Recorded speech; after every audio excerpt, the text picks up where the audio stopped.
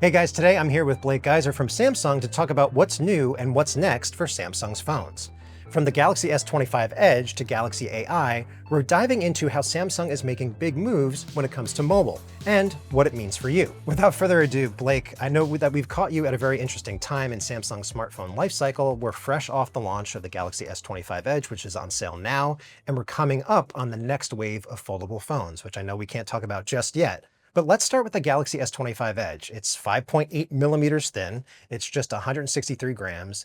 It's a remarkable design, but there's some naysayers out there. So when you think about the target audience for the Edge, who is it? There is actually a pretty good segment out there who's talking about, being on like right in between an Ultra owner or a Plus owner. They like the big screen. They're not an S Pen user. They want a flagship camera, but they don't want the weight and heft, that you get with the Ultra. So there is quite a bit of people out there who just want a light, tech-forward, fashionable device that has all the performance that you would expect from a high-end flagship phone. And, this is really where that kind of delivers for our customers. So do you consider the Edge because I know it's a very subjective definition, do you consider it to be a flagship? We do consider it to be a flagship. That's why we're talking about it. That's why we're launching it kind of off cycle. It is a new innovation piece that we're bringing forth where we're taking out so much weight, so much thickness of this device while not compromising on the things that are really important to our customers, such as durability, the performance of, the chipset, having that flagship camera lens, the 200 megapixel camera. And so we do believe that this is that kind of Goldilocks for so many of our customers that is going to give them everything they want and, not give them the things that they're not looking for. I actually use the iPhone 16 Pro Max as my everyday phone. And it's really interesting, like just getting up and like typing with the device and just like holding it for like an extended period of time and then going back to like a regular flagship phone. There's a big difference just in terms of the sheer weight and the heft of the device. Not only in terms of when like you're carrying it, but also when you're using it. Are you seeing that like when customers are like getting their hands on it for the first time? What's so amazing about this device is that, normally in my position, I'm going to, pitch these phones, whether they be to, our carriers or, customers and media. And I just kind of gave up on PowerPoint. I gave up on saying, here's the tech specs, here's why it's so cool. Yeah. And I just said, okay, here's 5 things I want you to know about the phone. But before any of that, just hold it. Right. And that is kind of where it kind of settled out, where it was like that experience of like, not only is it so thin, it has the full plus screen to it. Yep. But it's so light too. It almost doesn't feel real. And so it's like once people get it in their hand, that hand field is not just about thickness. It's not just about weight. It's about weight distribution. It's about, how you can reach across the screen. All of those things so much better with this device that it just didn't make sense to try to sell people on tech specs. And so when I hear those naysayers, I'm like, okay, get your hands on the device and then, let's see what your opinion is. Right. So one question then, if we're talking about the thinness of the Edge, is how did you do it? Because obviously there's some things that you needed to take out, like maybe like the size of the battery, but in terms of the actual design of the internal components, like how did you make it so thin? Well, yes, we really designed this from the ground up to be thin. The goal was to be thin without compromise. We really didn't want to take things away from a device to make it thin. We could have done that years ago. Yeah. And so it was really kind of working towards that moment where we could engineer it in a way to be thin and have the performance that our customers would expect. So yes, it has a 3900 milliamp hour battery, which is about 100 milliamps smaller than our base unit. Right.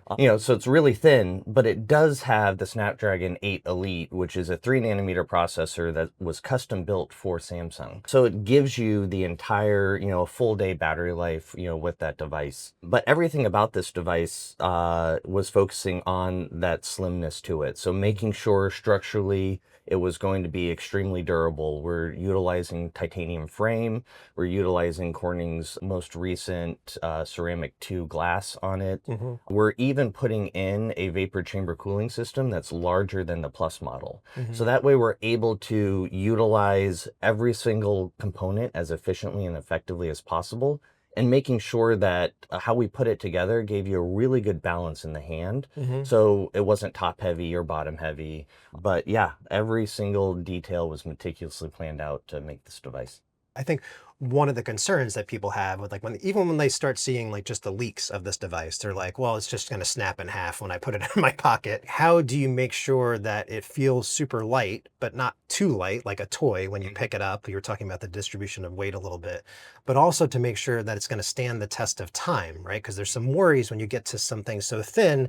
I think we remember Ben Gate with some iPads, perhaps. But yeah, like how do you avoid that? It comes down with having that in mind when you're starting the engineering of, not only are you making sure the weight is distributed evenly, you're making sure that at no point in time there's a cross section that's going to, allow for it to bend more than, it absolutely should. So I haven't been able to break it yet, which is a great thing. So do you need a case? And if so, does it defeat the purpose of having something so slim? So cases are a very personal thing for our customers. A lot of the time, initially people think it's for protection. A lot of the time it's just for individuality and customization. I don't use a case on it. I am more than confident that it's a beautiful phone. If I really wanted to do something, and it's probably more to that customization, I might put like a skin on it or something like that. Sure. Rather than a case, but to each their own, I guess. Okay, so there are some trade-offs when it comes to the S25 Edge, and one of the ones that people are talking about is not having that telephoto zoom. You do get like a 2x equivalent with the 200 megapixel main camera, but you don't have the 3x telephoto, you don't have the 30x, space zoom. So are people going to miss that? And what do you think about that particular trade-off? We are just so far ahead in our camera tech that people don't really understand the quality of their photos that they're getting. Not only is it things like optical zooms, but it's also the agentic AI that we have built in, from the chipset up, utilizing cognitive aware engines so that your camera understands what you're taking photos of and is able to utilize AI to give you that perfect shot. But when we're looking at the usage of our cameras with our customers, we know a couple of things. We know that the most popular zooms that our customers use are the 0.6x to get those really wide macro views, the 1x, 2x, and 3x. Okay. By far more usability on those three settings than anything else. Interesting. Is it nice to have, the 100x space zoom at times? Absolutely. Sure. Is it something that you're going to use every day or even every month? And when you're doing side-by-side comparisons, I think customers are really going to see that you're getting fantastic quality that meets or beats our competition. So let's talk about battery life. So we mentioned that it has a 3,900 milliamp hour battery in the Edge. And based on our own testing, we have our web surfing test, and the Edge got a little like 12 and a half hours or so, which is maybe a couple hours less than the regular S25. And then the S25 Plus was, I think, 3.5 hours or so better. So there is a difference in terms of endurance. So I guess the question is, like, what is that dividing line in terms of what is enough battery life for someone who's going for a device like this? I think enough battery life for most customers is just an all-day usage. You don't want to find yourself at lunch with an empty battery. And what we've seen with this device is that it has worked, as well or better than the S24 base model and very close to the S25 base model. Okay. Not only that, you get super fast charging with it, with 25 watts. So 30 minutes in, you're north of 50% of a battery. As long as you can live with it, from sun up to sundown without having any issues, we think that's, a great experience. And personally, I haven't had, much of an issue with the battery life whatsoever. Not even noticeable, something that I'm even concerned about using it as my day-to-day driver. Okay. In terms of battery technologies, obviously this is using lithium ion. Some people have been talking about silicon carbide, which I guess is a relatively new technology. Some smartphone makers are starting to experiment with it because I think it gives you more capacity in the same, or more capacity in the same amount of space. Is that something that you explored for this phone, or what do you just think about that technology in general? Samsung's always looking at every new emerging technology that's out there. It's something that we're definitely not keeping our eye off of, but with that new chipset with agentic AI helping with performance and efficiencies of these batteries, we really felt that, going with our traditional lithium ion battery was the right move for this device. Okay, well, you brought up AI, and obviously Galaxy AI has been around for well over a year at this point. There's lots of features that people can take advantage of. I believe you get everything that you get on the regular S25 series when it comes to the S25 Edge. What features are people gravitating towards and using most often based on your own internal data?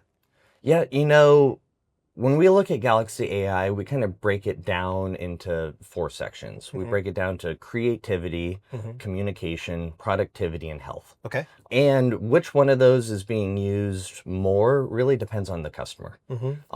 So what we see as an example are translation services where you can talk into your phone and real time translate it on a phone call. Those customers that use that, they use it a lot.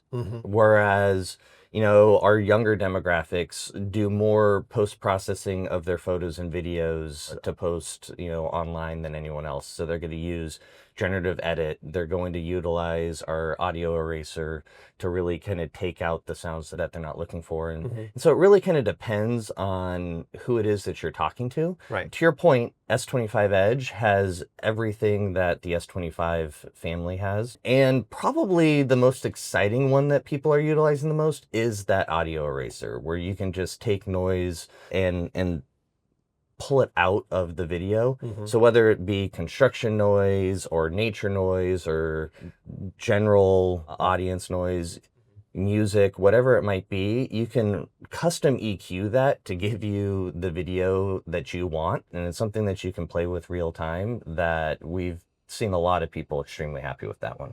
Is there potentially a tipping point where people are so excited about what they're seeing on Samsung phones and what you can do with Gemini, for example? Like, just as an example, the other night I was cooking some steaks. I fired up Gemini. It told me how thick the steaks were, and based on that, how long I should cook on each side. You cannot do that on an iPhone, and Siri is delayed, as everyone knows.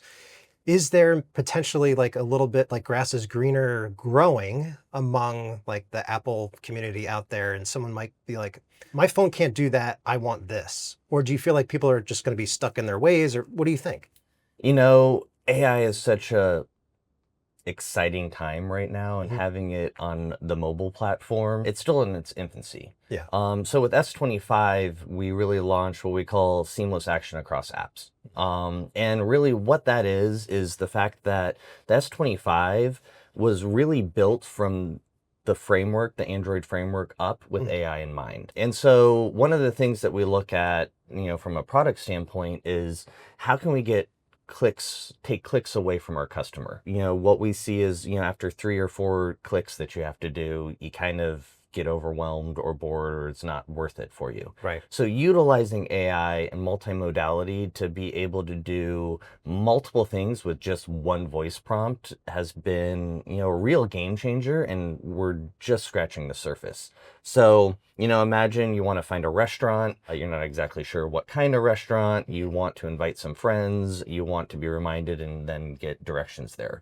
That's like 20 clicks for you to go out, search Google, find the restaurant, go into your text messages, text your friends, put it on your calendar, then go into Google Maps. And, so you can simply ask, find find a local barbecue joint that's pet friendly, send it to my friend, and, put a calendar reminder, for 7 p.m. And it will do all of those things at one point for you. Right. It will even compose the text message for you. You can look it over and then just press click. That's 2 clicks. 1 click to start the voice message and 1 click to send it to your friend. And as cool as that is, how do you expose customers to those possibilities without being too in their face? Like, hey, did you know your phone could do this? That is the hard part, especially with things that don't exist or haven't existed for quite some time, is how much and how strong we send that message to our customers. And what we're really seeing is that the in-store experience is the way to go. You know, if you want to learn about AI or if you want to learn about foldables, going into a store, getting your hands on it, playing with it is really important. And so we'll build out those experiences on those devices so people can really learn about them and try them out real time. Right. And with things like the S25 Edge, you know, we've worked with our partners, all of our carriers, to utilize different security so they can really experience the weight and feel of that device. And then on the device, they can learn about, you know, the latest Galaxy AI and all the benefits that they're going to have from that. Cool. Speaking of wow moments, I think foldables fall under that category where it's one of those things where you have to hold it in your hand and experience to sort of get, potentially the value proposition, whether it's a book style, flip, etc. We know that the next generation, and you guys have said that it's on the way with whether they're called the Fold 7 and Flip 7, we'll have to see. And we are already getting a taste of One UI 8. You're teasing some of the features that are going to be available, not just on the S25 series, but also the upcoming foldables. What, in your mind, what is the state of foldables right now? And like, how far can you push this category? You know, we have 6 generations out right now, 6 years of learning how to make these very complicated, hard devices work beautifully. We're very proud of the state of our foldables, but we also recognize that awareness of foldables isn't near what it is for a traditional smartphone. Right. A lot of people, you know, even to our surprise, don't even know that they exist yet. I feel like a lot of your, tech savvy listeners are going to say, how does nobody know about these devices? But, it's very, very true. And One UI 8 and foldables,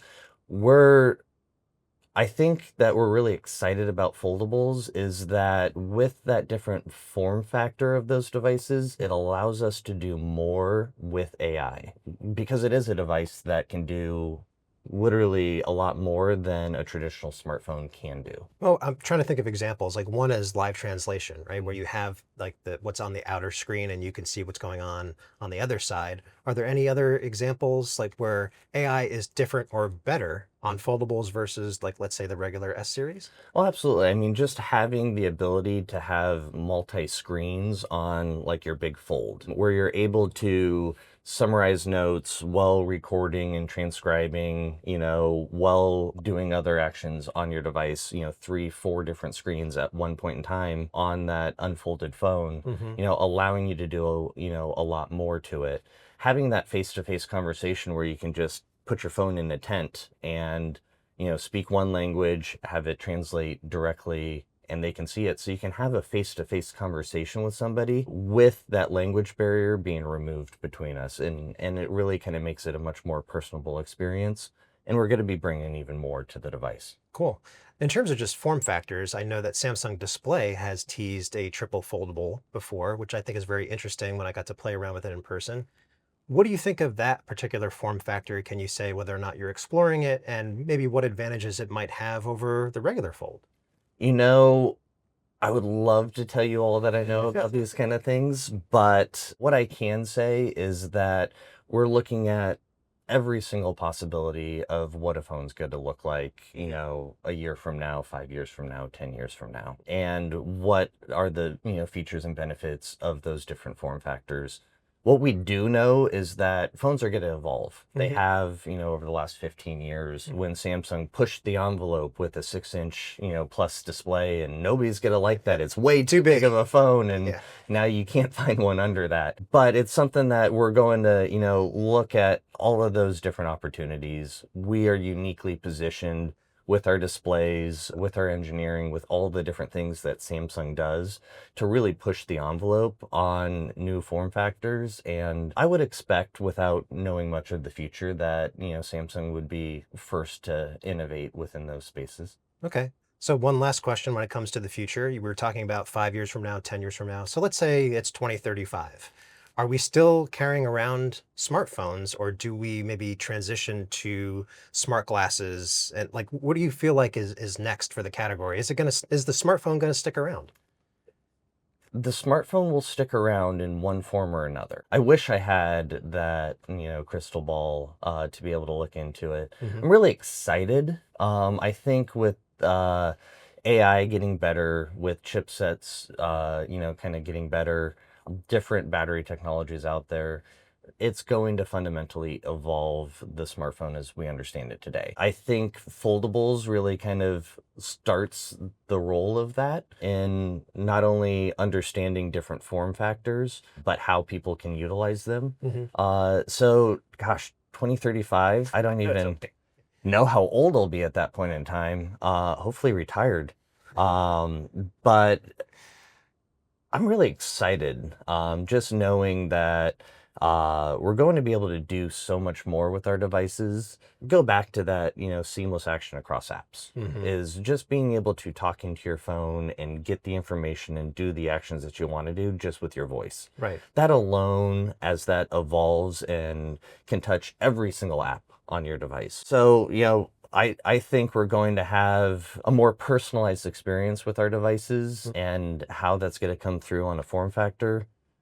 Your guess is as good as mine. Yeah, that makes sense though, that AI over time will like intuit what you're looking for as opposed to have to being prompted. Exactly. Right. And you see that we kicked that off with S25 with the now brief and the now bar. Right. So as you use your device more, it's understanding, it takes some of that information, stores it in your own personal data core, completely locked down, encrypted, can't get to it. Yep. But it's understanding the things that are meaningful to you and the actions that you're taking. And then it's saying things like suggesting routines. Hey, Mark, you're doing this all the time. Maybe we should just turn that into a routine for you so you don't have to do those 13 clicks every single day over and over again. Or your favorite team is coming on. Hey, they're about to play in 15 minutes.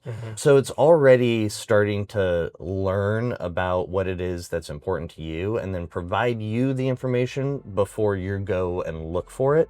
And that's only going to get better and more accurate and more efficient over time. Well, on behalf of me and everyone else watching this video today, thanks Blake for your time today. If you learned something new or just love seeing how the tech world ticks, make sure to hit that like button and subscribe, and let me know in the comments who we should interview here on the channel next. For Tom's Guide, this is Mark Spoonhour.